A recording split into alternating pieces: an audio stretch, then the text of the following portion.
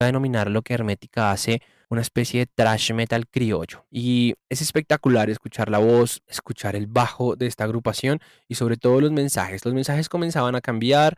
Ya Hermética era una banda que estaba tocando en 1990, la década de los 90, y ya hablaba de otros temas, de la reivindicación latinoamericana, de la necesidad de un nacionalismo, en buenas palabras, de querer lo argentino, de vivir bien en Argentina y sobre todo de la dignificación del trabajador. Por eso canciones como Víctimas del Vaciamiento y Metal Argentino, Ácido Argentino, identifican estos mensajes y son la bandera y el estandarte de Hermética.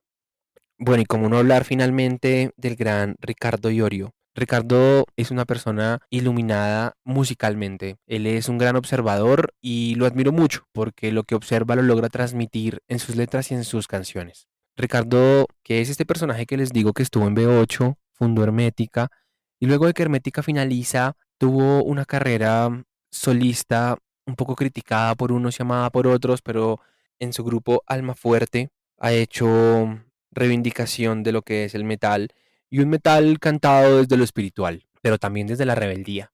Así que usted quiere escuchar algo de metal que le suene a que aprecie la vida, que aprecie lo que lo rodea, los recursos naturales, sus amigos, la espiritualidad, pero no la pasividad, sino la rebeldía y la fuerza en querer recuperar y reivindicar esto que le estoy contando, escuche Alma Fuerte.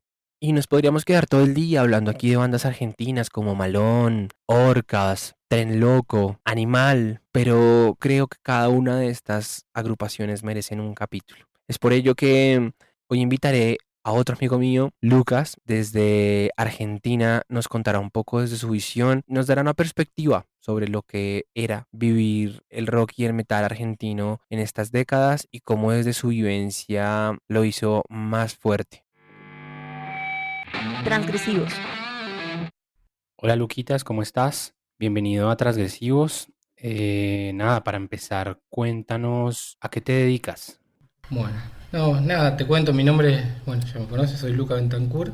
Yo estoy recibido de ingeniero en sistemas de información, a su vez estoy recibido de analista universitario en sistema de información y en estos momentos estoy terminando un posgrado en lo que es redes de datos, que solo me falta lo que es la tesis, digamos, para finalizar con estos estudios, digamos. ¿Vos de qué región sos de Argentina? Yo en este momento, o sea, yo soy nacido en una ciudad que se llama Gualeguaychú.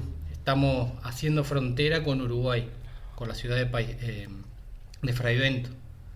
Pero mi trabajo, o sea, está en una ciudad cercana, acá a unos 80 kilómetros, que se llama Concepción del Uruguay, que también hace frontera con la ciudad de Paysandú.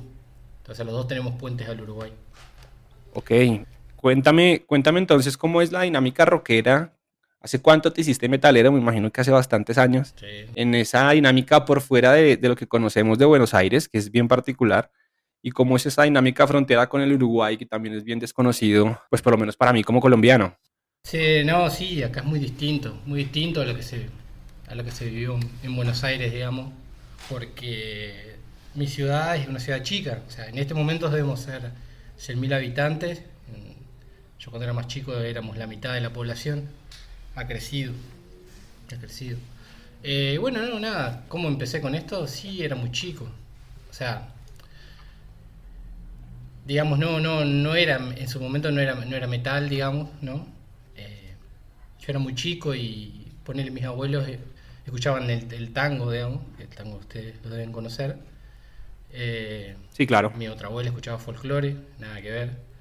Y bueno, nada, mi madre tenía una mezcla de cosas y tenía vinilos ahí. Yo era muy chico, unos 8 años, 9 y encontré un vinilo, me acuerdo, un tema que me acuerdo se llamaba El extraño pelo largo, algo así, ¿viste? No sé si la joven guardia, una cosa muy vieja de los años 68, 70. Y bueno, y ahí escuché por primera vez otra cosa que no sea eso, digamos, otros sonidos, ¿no? Era muy chico, te estoy hablando 8 9 años. ¿Qué año era eso? Uf, y sería año 89 más o menos, 88, 89 más o menos. Yo nací en plena dictadura argentina, no viví, digamos, la dictadura porque era niño, era un bebé Cuando termina la dictadura yo tenía 2 años, 3. ¿Y tus padres te contaron algo de ese periodo? Sí, sí, acá se vivió bastante distinto, aunque hubo muchos desaparecidos, ¿no? Eh, pero bueno, mi hijo siempre fue bastante recto y no se metió en política. Entonces él no fue perseguido, por suerte, gracias a Dios, al igual que mi madre.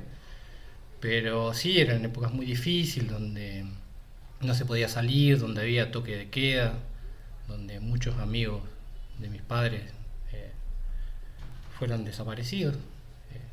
La verdad que yo odio la política porque todas estas divisiones son por cuestiones políticas, nada más, por cuestiones de Claro, pensamiento y nada más que eso. O sea, totalmente de digamos, acuerdo. pensar distinto del otro no puede llevar a matar a una persona, porque hoy en día se vive con muchos pensamientos de esa época, digamos. Eh, los políticos defienden esos pensamientos, esas palabras, y, y la gente no tiene memoria. Yo creo que tiene que ver por una cuestión de educación. Es más que nada educación de no saber, eh, de no saber. Es no saber porque veo que la gente no busca en el pasado, por hablar de política. Los políticos actuales nuestros, hoy en día, vos si haces una regresión hacia atrás, ves que han pasado por todos los partidos políticos, han estado con todo, con el que hoy difaman, en su momento eran amigos. Eh, entonces es complicada esa parte. No hay cambios, no tenemos cambios en estos momentos. Wow, Lucas, pues te cuento que Colombia está pasando por una dinámica similar. Nosotros, aunque tuvimos una dictadura, nuestro conflicto tiene tanto de histórico y tan vigente actual que la gente, lo que tú dices, prefiere por conveniencia propia seguir pensando con esas ideas del pasado sin pensar en el daño que le hemos hecho o que le han hecho a otras personas esas ideas tan de atrás, ¿no? Pero entonces, Luquitas, cuéntame un poco, entonces, pasemos de época. Guerra de las Malvinas con Inglaterra. ¿Qué tan importante es eso en tu vida? ¿Qué tan Bueno, sí, importante es bueno, eso aquí musicalmente? en mi barrio, digamos, lo que es mi barrio, tuvimos chicos, porque eran chicos, los que fueron a Claro. pelear, una guerra, una guerra innecesaria, se agarraron del patriotismo argentino, estamos en dictadura, ¿no? Y bueno, fue fue una locura, mandaron a chicos a pelear, a morir, digamos, a morir prácticamente. Y nada, sin formación, una guerra que era para perder. Después hubo miles de documentales donde decían que si pasaba esto ganábamos, ¿viste? Ese falso patriotismo para querer justificar lo injustificable. Pero bueno, la verdad que fue muy difícil esa época. Yo ya te digo, era muy chico. Se prohibieron lo que es la música en inglés, digamos. Fenomenal lo que acabas de decir, porque una de las dinámicas que yo he podido identificar desde afuera del rock en general, como movimiento argentino, es que ustedes valoran mucho el que se cante en español, en su idioma. Cuando ya hablábamos con Miguel en Chile, casi todo el metal en Chile es en inglés. Casi todo. Casi, por no generalizar, pero la mayoría o las bandas más relevantes cantan en inglés porque ellos tienen su vaina de querer salir a Europa, de Estados Unidos y ser famosos y hacerlo técnico. Pero ustedes sí generaron ese sentimiento de lo hablamos en el español, en el castellano que hablamos, de la manera que lo hablamos, para que todo el mundo lo sienta. Y eso deriva de ahí. Sí, sí, sí, yo por lo menos, a ver, ¿qué banda? Bueno, ponerle, no sé, por decirte Rammstein. No soy fanático, pero me gusta porque los locos, más allá de que tienen sus letras en inglés, defienden su idioma. Y eso me gusta, porque, digamos, tenés que expresar lo tuyo. Y bueno, y cuando salgas afuera, si tenés una banda, hay muchas bandas que hacen el disco en castellano y después lo sacan en inglés. Sí, sí, sí. Pero lo importante es defender nuestro idioma, no perder esa esencia, ¿no? Eh, tenemos que defender lo nuestro. Eh, Entonces, Luquitas, me contabas que escuchabas un vinilo del extraño del pelo largo. sí, eso cualquiera. Pero bueno, y ahí fue. Y ahí arranqué, como que digamos, ya me salí de eso, ya al escuchar, ya como que el interés era por otro lado. Mi mamá después tenía unos vinilos también de Creedence. Y bueno, Y ya ahí como que fue distinto, ¿no? Y bueno, y el cruce con lo que es el metal o el rock, digamos, fue cuando ingreso a lo que es el colegio secundario aquí, ¿no? Termino la primaria. Entre la primaria y el colegio secundario ya tenía amigos ahí, vecinos, que les gustaba el metal. Yo era chico, unos 10 11 años, y los veía así, todo, pelo largo, todo de negro. Yo decía, ¿y estos qué son? No entendía nada. Y bueno, estos chicos ya mucho mayores que yo tenían programas de radio. ¿Y qué hacían? Ponían los cassettes, que viejo, ¿no? Eh, o los vinilos, mayormente caseros, y tenían programa radio, que la radio, acá era una radio común, así, con poco espacio comprado, digamos. Entonces ponían tenían el programa y después todo el tiempo que la radio no tenía programación, dejaban los cassettes corriendo o iban cambiando los cassettes y Dándole. dándole todo el día. Ponía la radio y te estaban escuchando. Y ahí empecé a escuchar, grabábamos de la radio con el sonido ese de lluvia horrible, con un inglés que no se sabía si era inglés, si era chino, pero lo importante era la música. Entonces, La pasión. la pasión. Yo ahí te quiero preguntar algo, Luquitas, perdón, te interrumpo. Y es, vos me contabas al inicio bueno, por todo lo que vivieron en tu país, tu familia, tus padres, tienes cierta aversión a la política y a los políticos actuales. O eso es presente, pero cómo lo vivías antes cuando el metal, como nos estás contando, es tan social, tiene algunos mensajes muy fuertes, mensajes políticos, mensajes de rebeldía contra sistema? Claro, ¿Cómo exacto. lo vivías? Claro, a eso iba, a eso iba. Me gustó en su momento varios contenidos, digamos, porque la gente era como que vivía en una nube, ¿no? Porque acá la política es, digamos, bueno, yo trabajo, política personal, ¿no? Yo trabajo, hago mi vida y puedo vivir, digamos. Entonces dejan que la gente que está en la política haga lo que quiera, ¿no? Claro. Y no se preocupan, digamos. Está bien, uno está por ahí tiene muchas cosas en la cabeza, se preocupa más por su laburo y su familia. Y el que esté a cargo de las riendas nuestras, bueno, que haga lo que quiera. Pero bueno, y así surgieron bandas, ¿no? Que hablaban de eso, ¿no? Como que protestaban. Bueno, y en el metal, porque es muy conocido aquí en Colombia todo lo que generó la cultura de la banda B8, ¿no? Que fueron los primeros, o los primeros, los más importantes, que salieron a gritar de hay que construir una nueva Argentina.